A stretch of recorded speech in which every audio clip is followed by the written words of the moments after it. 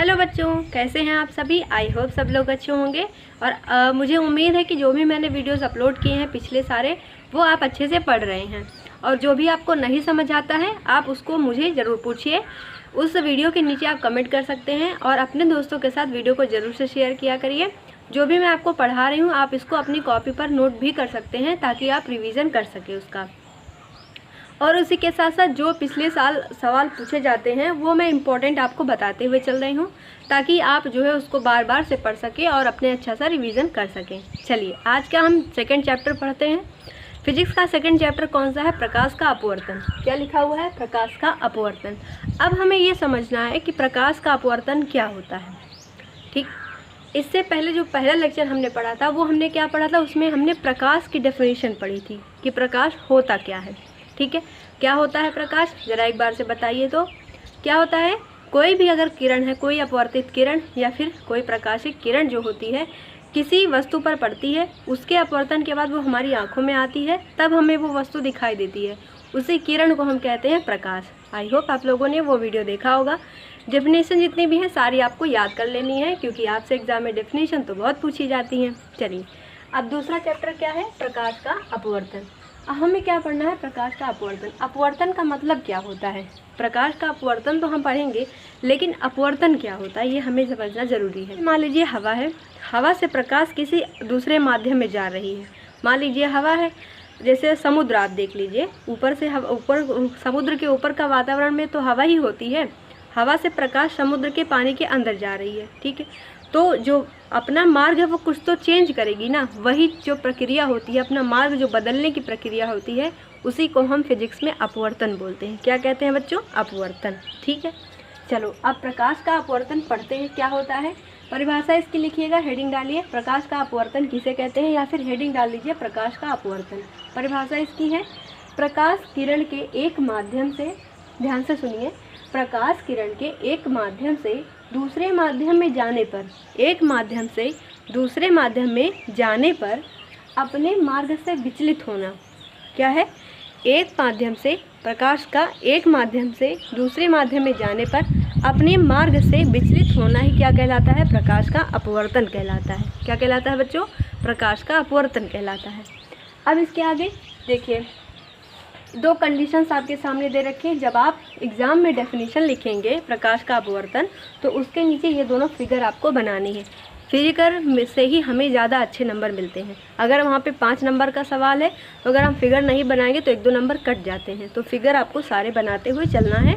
जो भी डेफिनेशन लिखे उसके नीचे जो भी अगर फिगर है तो फिगर बनाना है। ठीक है, देखो ये क्या है? एक प्रकाश की किरण है। प्रकाश की किरण का नाम क्या है? ओ। ठीक है, वायु से ये जा रही है। ये क्या है? अभिलंब। जो यहाँ पर N1 N2 है अभिलंब है।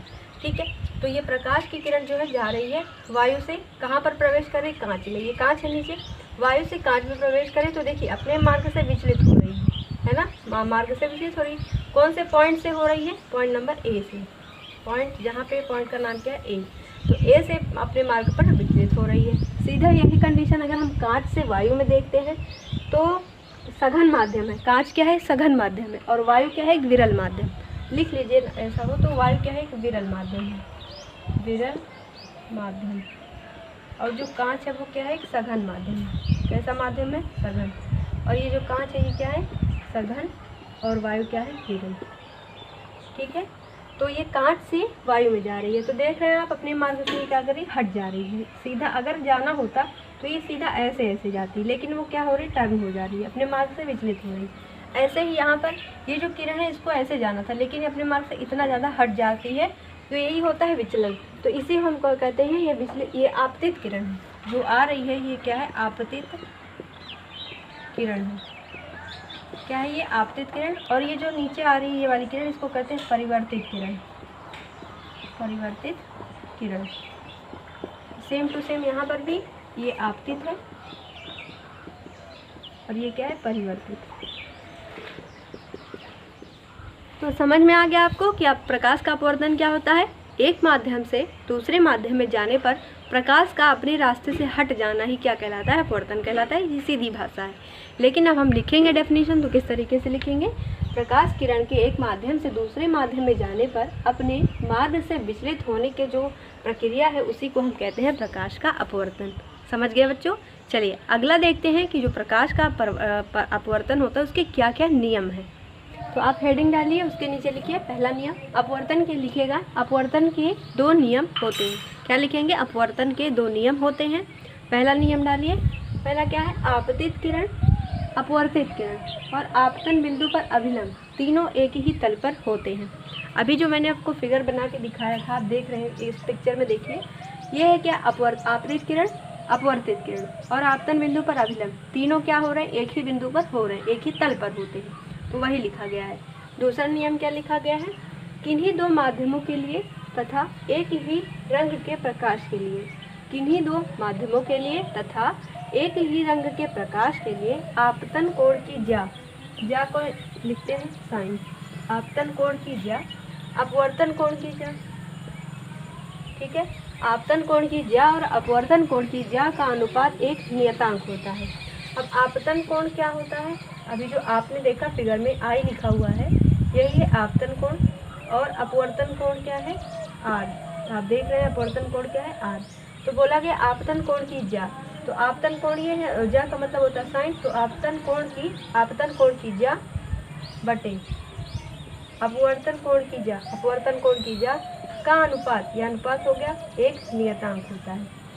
ठीक है, समझ गए। आपतन कोण आई हो गया, इसकी ज्या मतलब साइन, तो साइन आई। अपवर्तन कोण की ज्या, अपवर्तन कोण आर, ज्या का मतलब साइन, तो साइन आर। इन दोनों का जो अनुपात होगा वो क्या होगा? एक नियतांक होगा। मतलब क्या है? कांस्टेंट वैल्यू होगी। ओके, मतलब इनका जो मान होगा वह एक स्थिर मान होगा, कांस्टेंट होगा। और इसे ही क्या कहते हैं हम? स्नेल का नियम। क्या कहते हैं? स्नेल का नियम। अब आपसे अगर पूछा जाए सवाल में, ये तो हो गया अपवर्तन का नियम, 2 नियम है, हमने पढ़ लिया। लेकिन अगर आपसे एग्जाम में पूछ लिया जाए कि आप बताइए स्नेल का नियम किसे कहते हैं, तब आप क्या लिखेंगे वहाँ पर?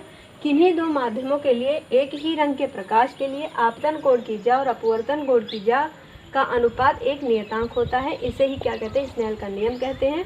और आप सामने ये फॉर्मूला लिखेंगे, साइन आई बटे साइन आर बराबर के। इसे ही कहते हैं स्नेल का नियम। ठीक है, समझ गए आप इतनी आसानी से। ऐसे ही आपको बस ध्यान से पढ़ना है, कोई भी चीज़ कठिन नहीं होती है। आप डरा मत करिए, जो भी लिखा हुआ है बस उसको ध्यान से आप मन शांत करके पढ़ेंगे तो आप अच्छे से हर चीज़ समझ जाएंगे। बस आपको उसको मन से पढ़ना होता है। चलो, ये हमने पढ़ लिया, स्नेल का नियम भी हो गया, आपतन कोण, प्रकाश का अपवर्तन क्या होता है और उसके साथ साथ प्रकाश के अपवर्तन के क्या क्या नियम हैं, ये हमने पढ़ लिया है। अब इसके आगे हम चल रहे हैं पढ़ने अपवर्तनांक और प्रकाश की चाल। आप हेडिंग डाल लीजिए अपवर्तनांक तथा प्रकाश की चाल। चलिए बच्चों, उसके आगे देखिए, उसके आगे लिखिएगा, ये लिखा हुआ साइन आई बटे साइन आर, अभी आपने लिखा है, ये क्या है? वायु के सापेक्ष कांच का अपवर्तनांक। ये जो n लिखा हुआ है ये क्या है? अपवर्तनांक है, इसको हम बोलते हैं अपवर्तनांक। ठीक है, तो ये जो लिखा हुआ है ये है, अभी आपने देखा आई जो है कहाँ बना था? वायु में, और आर जो कोण है वो कांच में बन रहा था, तो ये है वायु के सापेक्ष कांच का अपवर्तनांक। ठीक है, इसके आगे इसको लिख लीजिएगा। अब उसके नीचे दूसरी हेडिंग डालिए, अपवर्तनांक एवं प्रकाश की चाल।